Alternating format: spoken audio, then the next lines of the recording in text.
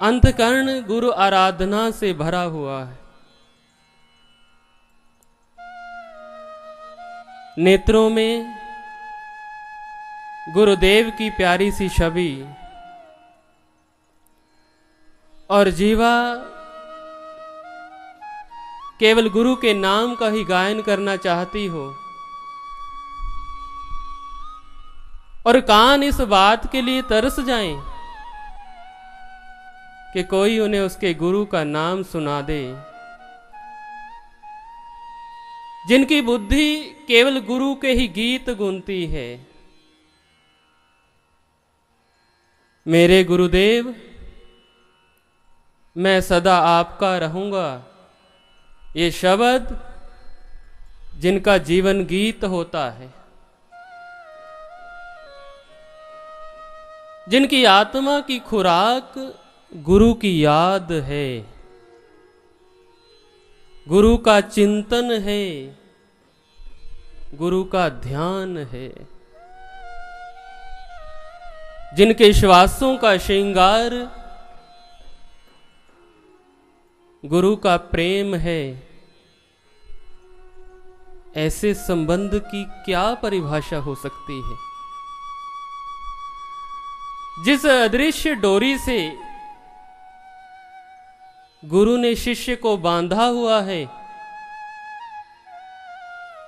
जिस सूक्ष्म धागे से शिष्य बंधा है, उसको बुद्धि क्या समझ सकती है। एक भक्त और भगवान के रिश्ते को शब्दों में कैसे बयां किया जा सकता है। ये संभव नहीं है, असंभव है। शिष्य अगर वास्तव में शिष्य है, फिर गुरु और शिष्य के बीच समर्पण ही समर्पण है। दोनों ओर समर्पण है। समर्पण की नींव पर टिका हुआ है ये संबंध। जितना समर्पण बढ़ता जाएगा, ये संबंध भी उतना प्रगाढ़ होता जाएगा। एक गुरु भक्त की जिंदगी और मौत दोनों ही गुरु से जुड़ी होती हैं। शिष्य केवल इसलिए जिंदा नहीं है कि उसके भीतर उसकी आत्मा रहती है, वो इसलिए जिंदा है कि उसके भीतर उसका गुरु और उसका प्रेम बसता है। फिर शिष्य की नजरें झुकी हुई होती हैं और वो अपने गुरु से यही बात कहता है कि हे गुरुवर, मैं आज जो कुछ भी हूं, ये आपकी कृपा है, ये आपकी करुणा है, ये आपकी दया है, क्योंकि आपने मुझे तराशा है, आपने मेरे कर्मों के बोझ को ढोया है और दुनिया की नजर में मैं अनमोल हो गया हूं। वो ये नहीं जानते हैं, संसार इस बात को नहीं जानता है कि आपने दिन रात जागकर जो मुझ पर मेहनत की है, जो तपस्या की है, उसे ये दुनिया देख नहीं पाती है। तो गुरुदेव मुस्कुराकर बोले, बेटा नहीं, ये तेरा समर्पण है, ये तेरा पुरुषार्थ है।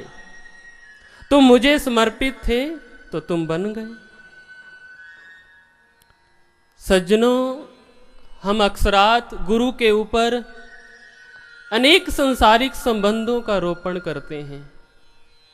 कभी हम उसे पिता का दर्जा देते हैं, कभी हम उसे मां कहते हैं, कभी हम उसे भाई की संज्ञा से नवाजते हैं।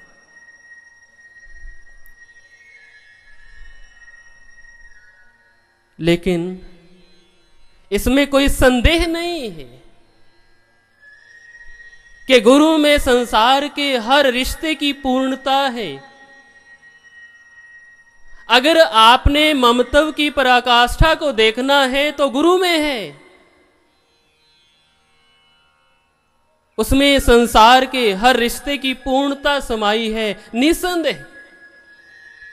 लेकिन कभी कभी मन ये सोचता है, क्या गुरु पर किसी संसारिक संबंध का रोपण हो सकता है? अगर हमारे पास पिता का प्रेम नहीं है, तो क्या हमारे पास पिता के प्रेम के सैकड़ों विकल्प मौजूद नहीं है?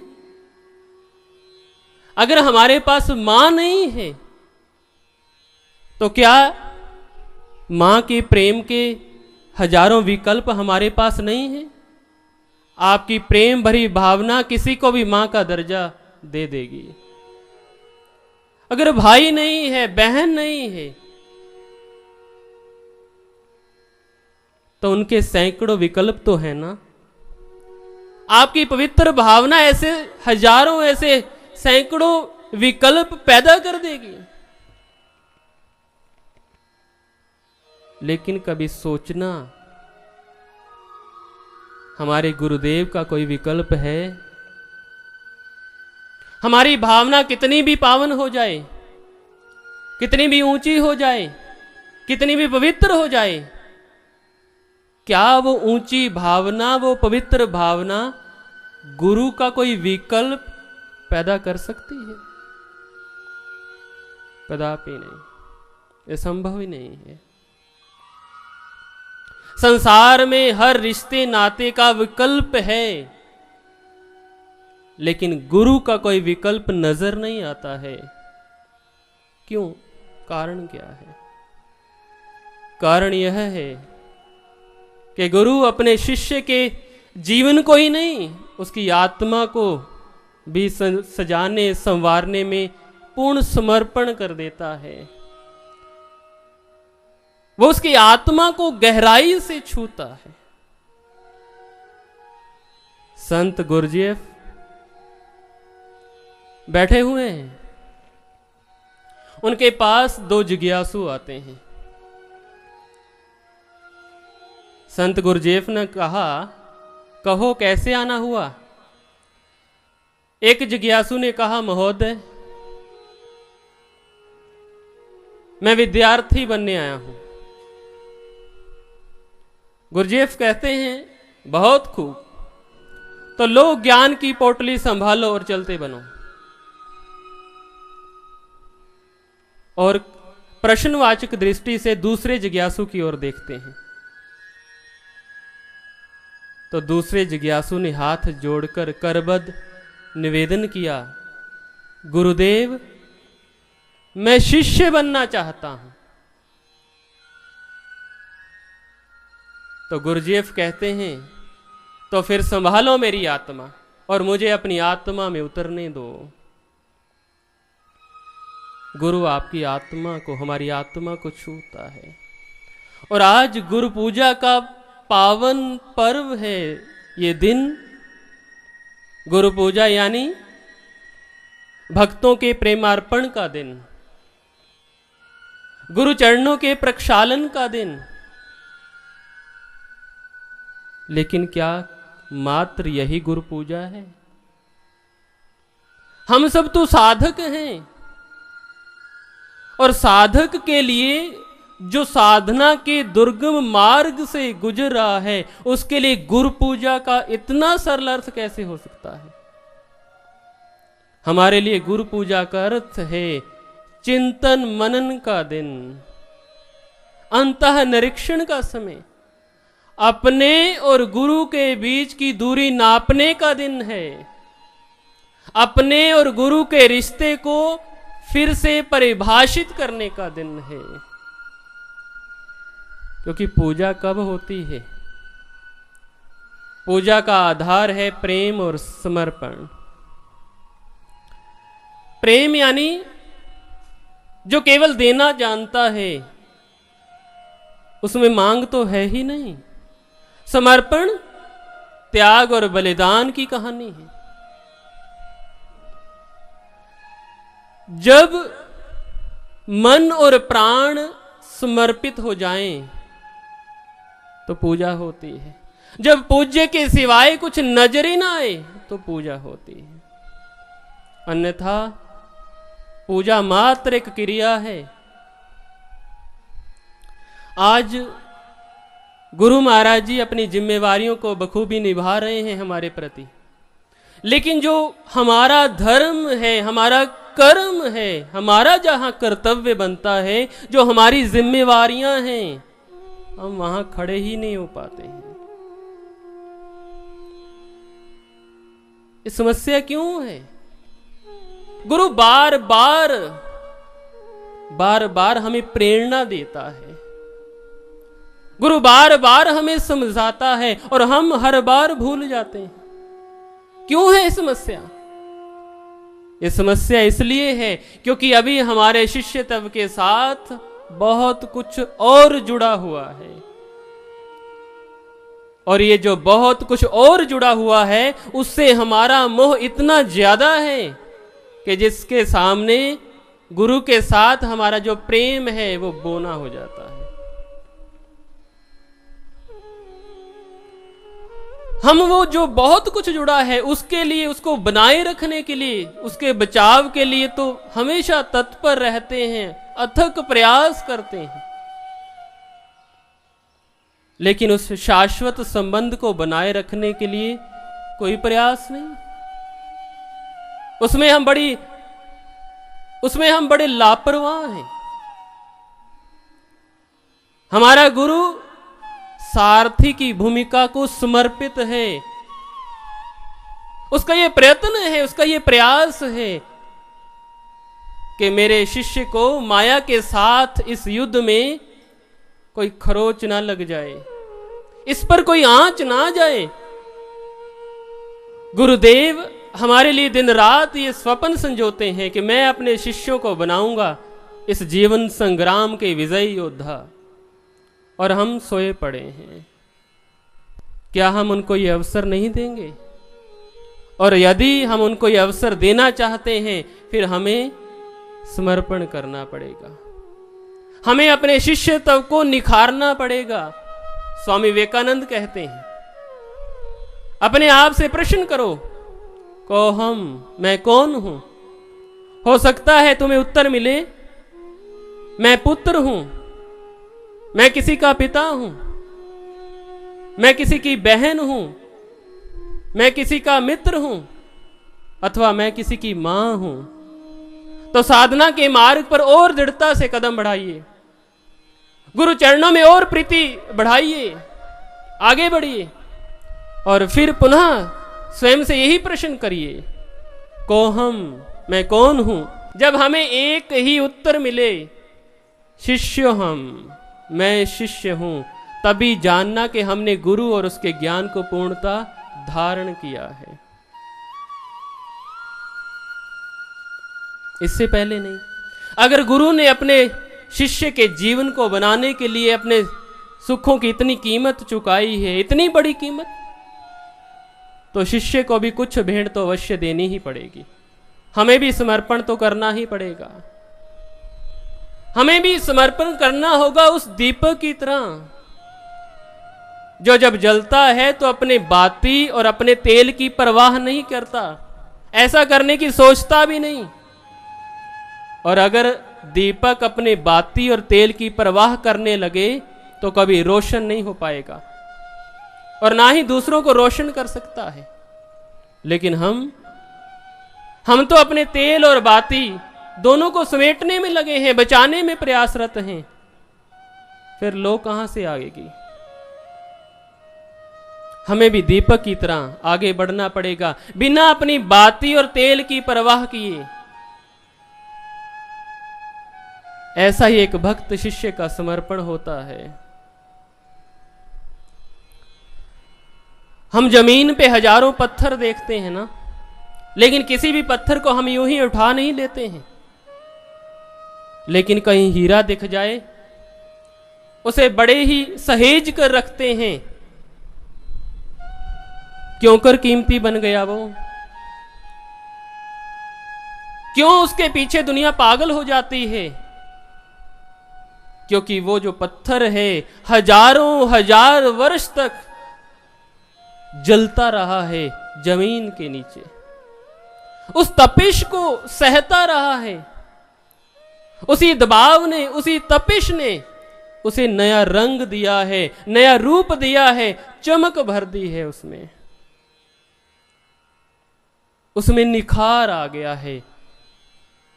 और आज हमें भी वो निखारने आया है, हमें भी वो बनाने आया है, कीमती बनाने आया है, मूल्यवान बनाने आया है। लेकिन उसके लिए हमें भी जलना पड़ेगा, हमें भी उसी तपिश को सहना पड़ेगा, उसी दबाव को सहना पड़ेगा। कोई यूं ही महान नहीं बन जाता है। जीसस से उनके एक शिष्य ने प्रश्न किया कि सही मायने में शिष्य कौन है? जीसस कहते हैं जो एक छोटे से सरसों के दाने के समान स्वयं को मिट्टी के स्पुर्द करता है। जब सरसों का दाना मिट्टी में मिट जाता है, उसके गर्भ से जीवन का अंकुर फूटता है। ऐसा ही एक शिष्य होता है, जो एक खाली बर्तन की तरह होता है, जो ये जानता है कि मैं कुछ नहीं जानता हूं, जिसमें अपने अहम को ताक पर रखने का साहस हो। यही है समर्पण, जब एक शिष्य की अंतरात्मा ये पुकार कर उठे, मिटाकर मुझे अपने आप में जज्ब कर ले, बका के लिए मैं फना चाहता हूं। और जब ऐसा होता है तो सज्जनों, गुरु उस शिष्य के व्यक्तित्व को ऐसा प्रभावशाली बना देते हैं कि सारा संसार फिर उसके आगे नतमस्तक होता है। यत्रेव यत्रेव मनोमध्यम तत्रेव तत्रेव त्वस्वरूपम यत्रेव यत्रेव शिरोमध्यम तत्रेव तत्रेव पद्वन्ते। गुरु और शिष्य के इस अलौकिक और मधुर संबंध का केंद्र बिंदु क्या है? इस अलौकिक और मधुर संबंध का केंद्र बिंदु है वह पावन और श्रद्धा से सने भाव जो एक गुरु भक्त के अंतर मन में उठते हैं जब वह अपने गुरुदेव के सानिध्य में आता है। यह एक गुरु भक्त के भाव ही तो हैं जो गुरु के शरीर को अन्य मनुष्यों के शरीर से अलग करते हैं। यह एक गुरु भक्त के पावन और श्रद्धा से सने भाव ही तो हैं जो देखने की इस साधारण प्रक्रिया को बड़ा ही असाधारण, दिव्य और अलौकिक बना डालते हैं। शिष्य के ये भाव ही उसकी गुरु भक्ति की अग्नि का वह ईंधन है जो जितना बढ़ता है यह अग्नि उतनी ही प्रबल और तेज होती है।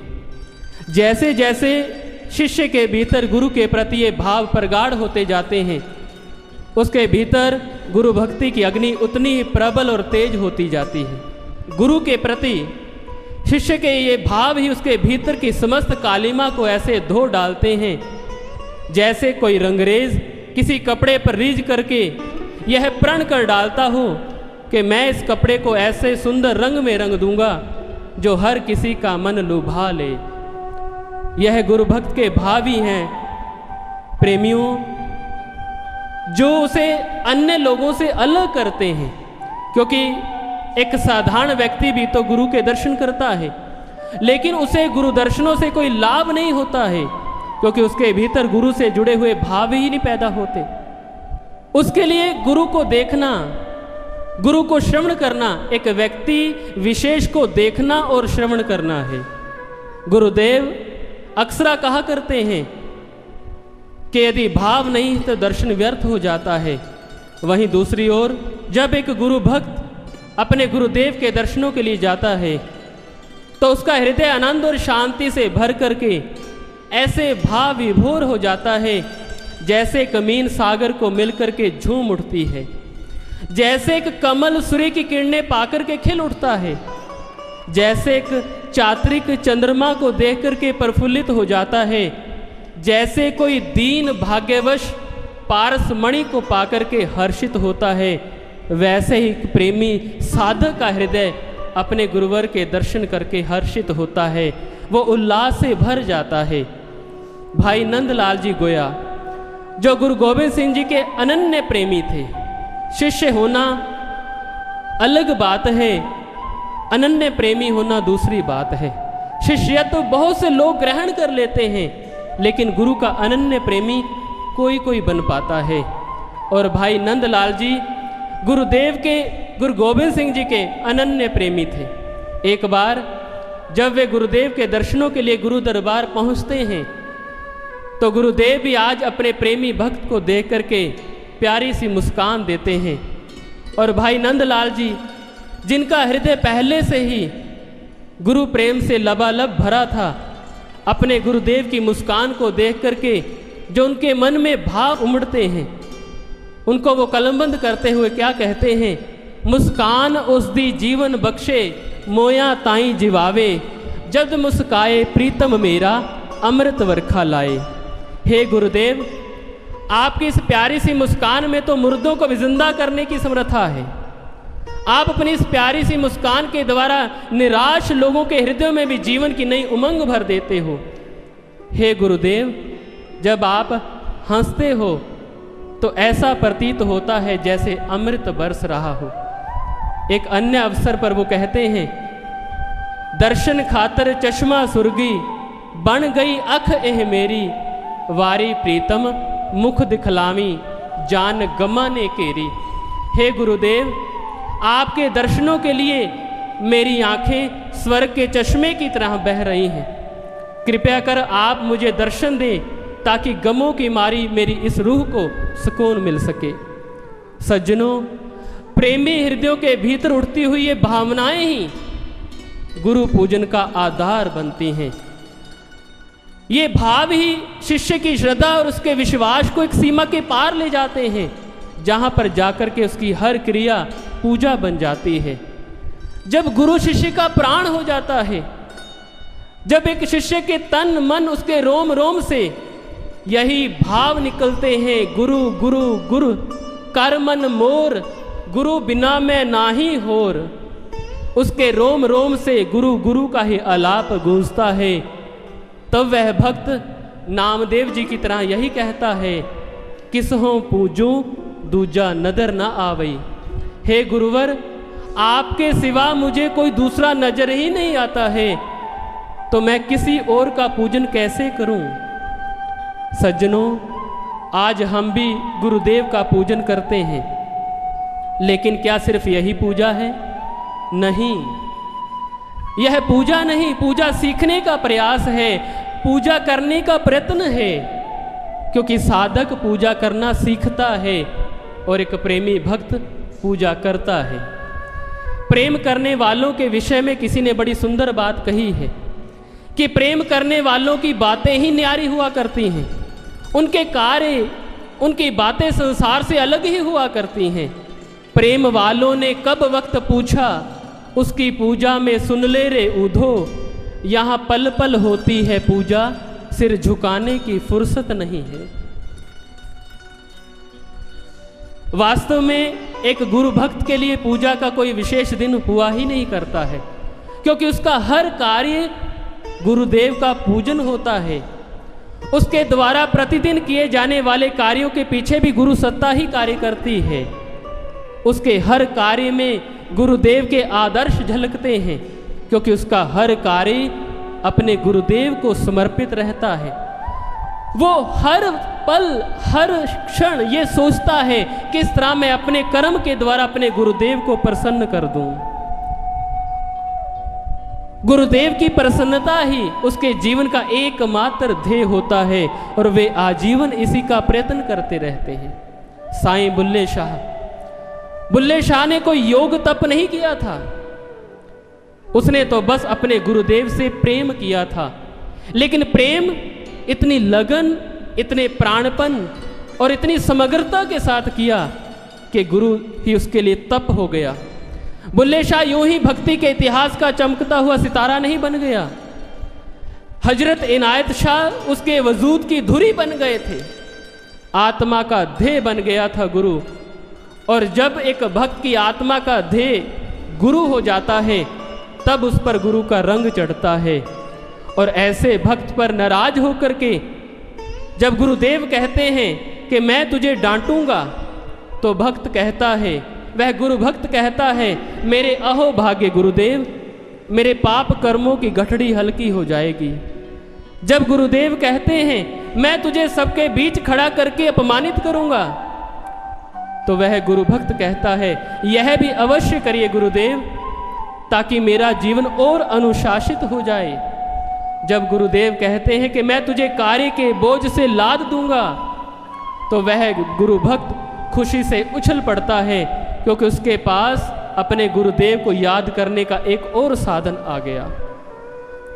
गुरुदेव द्वारा किया जाने वाला हर कार्य उसके हित में है, इस पर एक गुरु भक्त का दृढ़ विश्वास हो जाता है, क्योंकि इस संसार में गुरु के समान हितैषी दूसरा कोई नहीं है। सुहृद बंधु सुत पितु महतारी, गुरु सम को दूजा हितकारी। गुरु के समान इस संसार में कोई दूसरा हितकारी नहीं है। इनायत शाह ने बुल्ले शाह को तपा करके कुंदन बना दिया। एक बार बुल्ले शाह के गुरु भाई अफजल इनायत शाह से पूछते हैं, हे गुरुवर, आप बुल्ले शाह को दर्शन क्यों नहीं देते हैं? आप उसे अपने नज़दीक क्यों नहीं आने देते हैं? तो इनायत शाह कहते हैं, गम मेरे दिल का आरामे जां हो रहा है, मेरा गम ही आज किसी की दवा हो रहा है।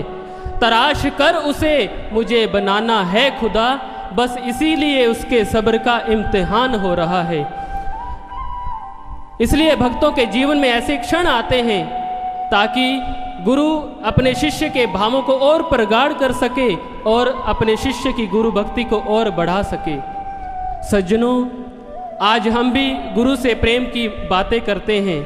बातें ही नहीं करते, बातें भी बड़ी बड़ी करते हैं, लेकिन कर्म से शून्य हैं। प्रेम होता तो जीवन ऐसा नहीं रहता, कर्म ऐसा नहीं होता। क्योंकि प्रेम जब बातों से होता है तो मुख बोलता है, प्रेम जब कर्म से होता है तो आचरण बोलता है, संपूर्ण व्यक्तित्व बोलता है। और आज हमें यह विचार करना होगा हमारी गुरु आराधना कैसी है, क्योंकि शिष्य जीवन में ईश्वर आराधना नहीं, गुरु आराधना किया करते हैं। हमें भी गुरु आराधन सीखना है, हमें भी गुरु आराधना करनी है। भगवान बुद्ध अपने शिष्य वकाली से कहते हैं कि बुद्ध को देखने के लिए बुद्ध के शरीर को देखने की आवश्यकता नहीं है। महत्वपूर्ण ये शरीर नहीं है, महत्वपूर्ण है वो भाव जो मुझे देखने के बाद तुम्हारे अंतर मन में उठते हैं, जो तुम्हारी गुरु भक्ति को बढ़ाते हैं, तुम्हें सत्य के मार्ग पर चलने की प्रेरणा देते हैं। वो भाव महत्वपूर्ण है। इसलिए अगर तुम मेरे आदर्शों को देखते हो, अगर तुम मेरी शिक्षाओं को समझते हो, अगर तुम मेरी इच्छा को जानते हो, तो तुम बुद्ध को देखते हो। और अगर तुम मेरे शरीर को तो देखते हो, लेकिन मेरे आदर्शों को नहीं समझते, तो उसका क्या मूल्य रह जाता है। इसलिए भगवत प्रेमियों, हमारा अपने गुरु से कितना प्रेम है, इसको जानने के लिए, इसको समझने के लिए कोई लंबी चौड़ी कैलकुलेशन नहीं करनी पड़ती है। इसके लिए कोई लंबे चौड़े हिसाब किताब की आवश्यकता नहीं पड़ती है।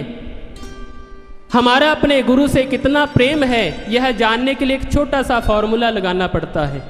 और वह फॉर्मूला यह है कि हमारा अपने गुरु से प्रेम इस बात से नहीं जांचा जाता कि हम गुरुदेव की कितनी महिमा गाते हैं, बल्कि इस बात से लगाया जाता है कि हम अपने गुरुदेव की शिक्षाओं को, अपने गुरुदेव के आदर्शों को जीवन का कर्म बनाने में, जीवन का आचरण बनाने में कितने दृढ़ हैं, कितने समर्पित हैं, कितने प्रयासरत हैं हम उनके आदर्शों को अपनाने के लिए। जब ये फार्मूला लगाएंगे, एकांत में बैठ करके ये पंक्ति दोहराएंगे, तो उत्तर बड़े ही साफ शब्दों में आपके समक्ष आ जाएगा। और जब उत्तर आ जाए तो पुनः ये विचार करें, हमको ये विचार करना होगा कि अब कितना समय बचता है हमारे पास कि जिसको हम व्यर्थ के कार्य में खो सकें। हमारे पास कितना समय बचता है जिसको हम व्यर्थ के चिंतन में लगा सकें, दूसरों के कर्म देखने में, दूसरों के कर्म जांचने में। इस मन के पीछे लगकर चलने का कितना समय बचता है, तो हम सब पाएंगे कि हम समय से बहुत पीछे चल रहे हैं, बहुत पीछे। समय बहुत आगे निकल चुका है, लक्ष्य बड़ी दूर है। इसलिए हमें खुद को समझाना होगा कि अगर अभी भी नहीं तो फिर हो सकता है कि हमें समझने का मौका ही ना मिले। आज हमें यहाँ पर बैठ कर के ये चिंतन करना होगा, ये मनन करना होगा कि हमारा ध्यान किधर है, क्या हमारी भावनाएं, हमारी सोच, हमारा श्रम, हमारी साधना गुरु पर लक्षित है। यदि है तो हम लक्ष्य को अवश्य प्राप्त करेंगे। हमारी मंजिल हमारे बहुत नज़दीक है, बहुत करीब है। लेकिन यदि आंखों में संसार बसा है, मन सगे संबंधियों को पाने और रिझाने में लगा है, पुरुषार्थ सुख साधन प्राप्त करने में लगा है, तो भगवत प्रेमियों लक्ष्य बड़ी दूर है। फिर यह मार्ग हमारे लिए बहुत कठिन है और हमसे लक्ष्य बड़ी दूर है। इसलिए हमें खुद को यह समझाना पड़ेगा कि अगर हम लक्ष्य को प्राप्त करना चाहते हैं तो हमें गुरु आराधना करनी ही पड़ेगी। और जब गुरु के प्रेम के आगे दुनिया की बड़ी से बड़ी वस्तु भी तुच्छ मालूम होने लगे, जब गुरु की शिक्षाओं को, गुरु के आदर्शों को जीवन का आचरण बनाने की उत्कट इच्छा पैदा हो जाए और केवल मात्र गुरुदेव के प्रेम की इच्छा ही शेष रह जाए, तब जाकर के जीवन में वास्तविक गुरु पूजा होगी। और हम ऐसी गुरु पूजा को इसी जीवन में कर पाएं, ऐसी गुरुदेव के श्री चरणों में प्रार्थना करते हैं।